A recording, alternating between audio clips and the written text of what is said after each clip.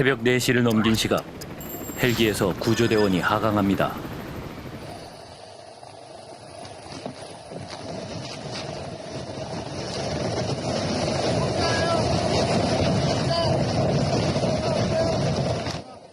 새벽 4시 20분경 이경사의 구명조끼를 입은 70대 남성이 구조됐지만 새벽 3시경부터 연락이 끊긴 이경사의 수색은 날이 밝도록 계속됐습니다.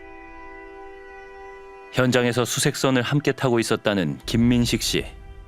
해경 배를 태워줘라. 수색하는 지역 가서 보고 싶다. 이모부랑 배를 타게 됐죠, 그래서. 근데 무전이 하나 오더라고요. 하나가 오는데 뭘 발견했다. 막 글로 가요. 다른 배들이. 저기 바로 앞인데.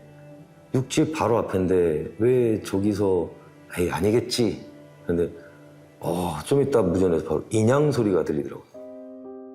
누군가를 구조하기 위해 바다로 나섰던 고 이재석 경사는 끝내 살아 돌아오지 못했습니다.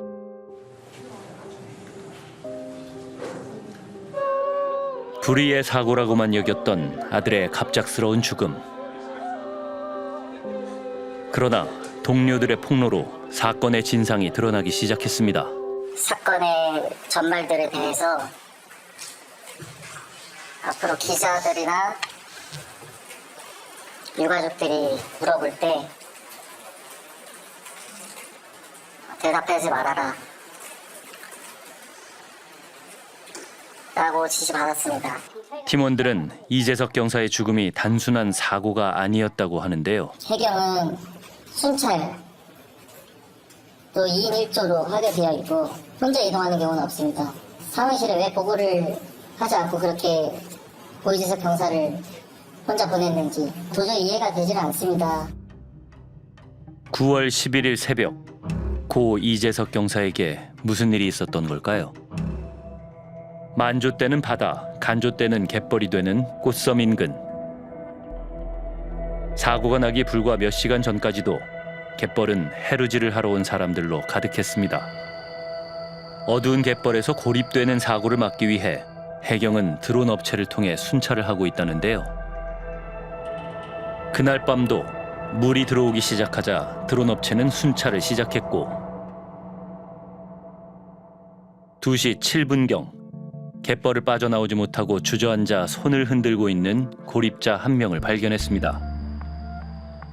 드론 업체는 관할 파출소인 영흥파출소로 즉시 신고를 했는데요. 당시 파출소 근무자는 6명. 그런데 그중 4명이 휴게 중이었고 사무실 근무자는 팀장과 이경사 둘뿐이었습니다. 신고를 받은 후 현장으로 출동한 것은 이재석 경사. 이 경사는 파출소를 나와 곧장 드론 업체가 있는 전망대로 향합니다. 2시 15분경 드론 업체를 만나 고립자의 위치를 확인하고 그곳과 가까운 갯벌 진입로로 향했습니다. 2시 30분경 손전등 빛에 의존해 갯벌로 들어가는 이경사의 모습이 포착됐습니다.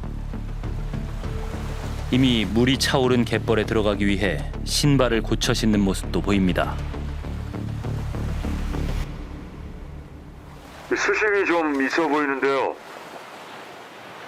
어떻게 추가 누구 함 좀 보내줄까? 깨워서? 물이 차올라서 조금 필요할 것 같기는 하거든요. 지금 물은 한 발목 정도 차오르거든요. 발목 정도밖에 안 돼? 이 경사가 고립자와 만난 시각은 2시 54분경. 파출소 여기 육상순찰팀 현재 요구조사 성공하였음.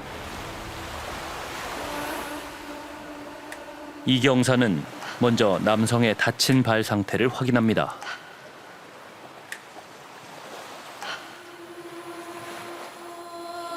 남성을 업고 이동을 시도하지만 이미 물은 허리까지 찬 상태. 업은 상태로 이동이 무리임을 파악하고 곧바로 팀장에게 무전을 보냅니다.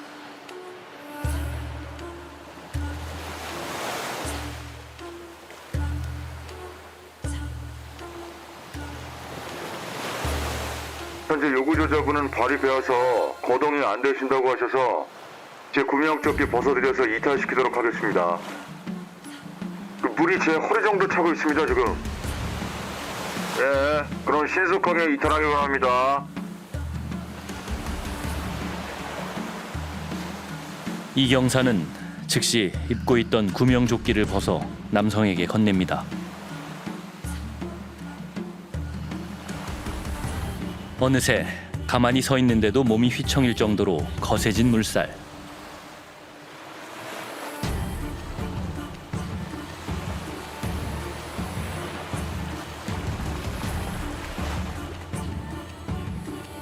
남성의 다친 발을 감싸게 하려고 본인의 장갑도 건넵니다.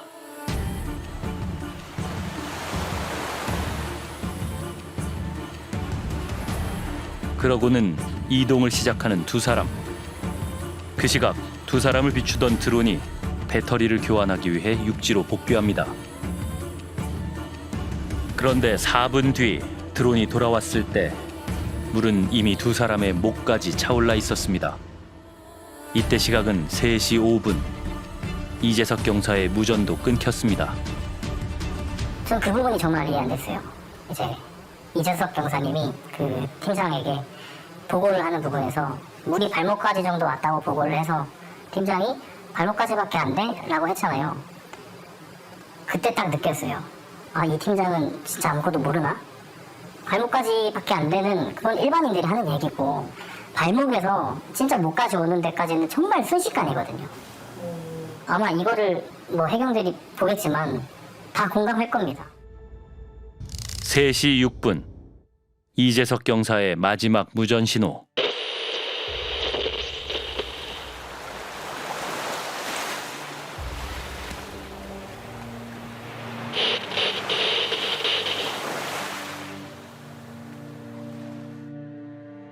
그 시각 파출소에서는 휴게 중이던 팀원들이 연이어 복귀했습니다. 3시 9분경 드론 업체 직원은 상황을 확인한 후 파출소에 다시 전화를 걸어 출동한 해경이 위험하니 추가 인력을 투입해달라고 요청했습니다. 팀원들은 이때 처음으로 상황을 인지하고 2명이 현장으로 출동했는데요. 둘이 이제 출동하는 게 CCTV 보여요. 그걸 보고 제가 깜짝 놀랐거든요. 왜 걸어가지? 3시 10분경인데 걸어가면 안 되는데 뛰어가야 되는데 걸어가요. 천천히. 그런데 이 시점까지도 팀원들은 위급한 상황인 줄 몰랐다고 합니다. 어떤 상황이냐고 문의를 드렸습니다. 안도에서 재석이가 사람을 데리고 나오는 것 같다. 너희들이 가서 확인 좀 해봐라. 이 상황이 위급한 상황인지 전혀 지시를 받지 못했습니다. 무전이 끊길 때까지 팀원들을 깨우지도 않고 상황을 알리지도 않은 팀장. 그의 의아한 대처는 이뿐만이 아니었습니다. 3시 14분인데 재석아 하고 불러요. 파출소인데 통화 가능하면 교신 가능하면 아무 때나 연락해봐. 17분 동안 연락이 안 되고 있는 애를. 팀장은 이 경사가 위급한 상황인 것을 몰랐던 것일까? 하지만 그날의 통화 내역을 확인한 결과 팀장은 드론 업체와 수시로 상황을 주고받고 있었습니다. 그런데 동료들에게 전달된 내용은 드론 영상이 포착한 이 경사의 모습과 달랐습니다.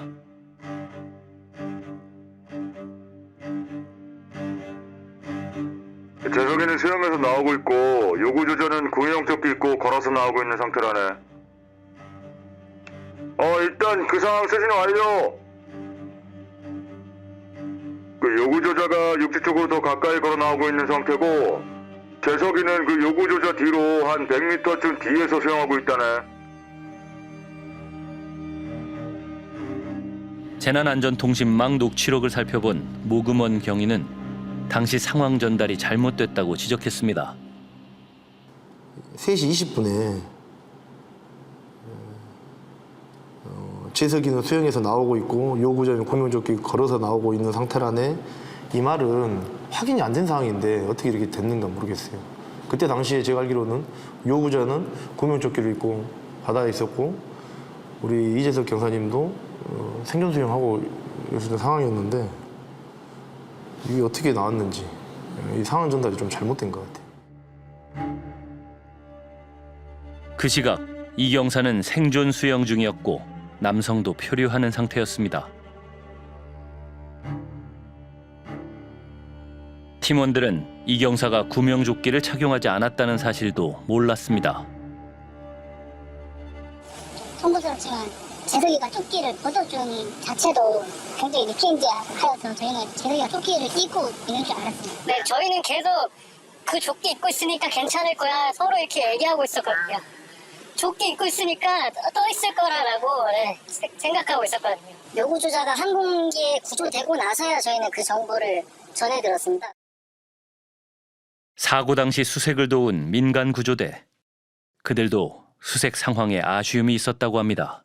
저희는 한 6시 반쯤에 철수를 했는데 이제 그때 알았어요. 근무복을 입고 있었다는 거를. 네. 철수를 하고서야. 네, 근무복을 입었다는 걸 안 게 6시 46분에 마지막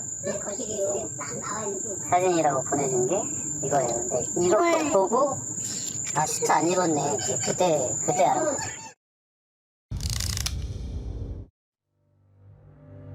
이경사는 이미 위태롭게 표류 중이었지만 잘못된 상황 전달로 팀원들이 육지에서 수색을 하는 황당한 상황이 벌어지기도 했습니다. 육성으로 지금 부르고 있는데 지금 대답이 없습니다. 소통이 하나도 안 돼요. 전혀 소통이 안 되고 정확한 지시가 내려가지도 않고 드론은 드론대로 하고 있고 동료들은 동료대로 하고 있고 커뮤니케이션 전혀 안 되고 그 시간에 애는 죽어가고 있고. 이상한 점은 그때까지도 드론이 이경사를 비추고 있었다는 겁니다. 심지어 처음 위치인 꽃섬으로부터 얼마 떨어지지 않은 지점이었습니다.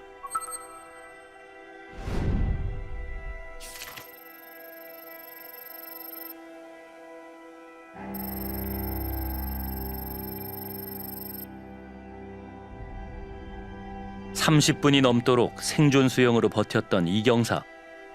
팀원들이 계속 드론의 위치를 찾지 못하자 결국 드론이 위치를 알려주기 위해 뱅글뱅글 돌며 플래시를 켭니다. 지금 드론이 재석이랑 요구조자 바로 위쪽에 있다고 하거든. 서치로 비추고 있고 지금 깜빡깜빡거리고 있는데. 그러나 이 때문에 드론은 이경사를 놓쳐버리고 맙니다.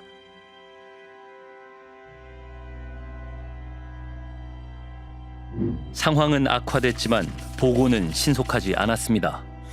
팀장이 인천해경서 상황실에 보고한 것은 이경사 출동 약 1시간 17분 뒤. 공동대응체제로 전환된 후 인근 군부대 장병과 특공대까지 투입되며 대대적인 수색에 나섰지만 이미 골든타임이 끝난 후였습니다. 오전 9시 39분 갯벌에서 물이 빠지고 난 후에야 고 이재석 경사가 발견됐습니다.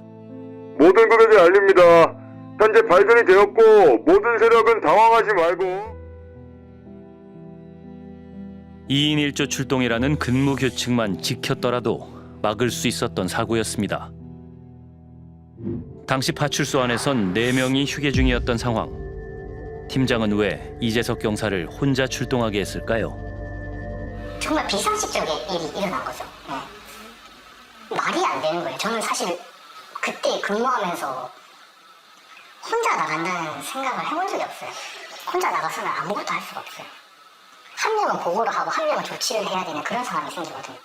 혼자 나갔으니까 이 두 일을 동시에 하다 보니까 조치도 해야 되고 보고도 해야 되는 멘붕이. 고 이재석 경사를 살릴 수 있는 시간 55분. 시간은 충분했습니다. 이 경사가 노인을 만난 새벽 2시 54분부터 드론 영상에서 발견된 3시 49분까지 한 번 놓치면 되돌릴 수 없는 55분은 그렇게 흘러버렸습니다.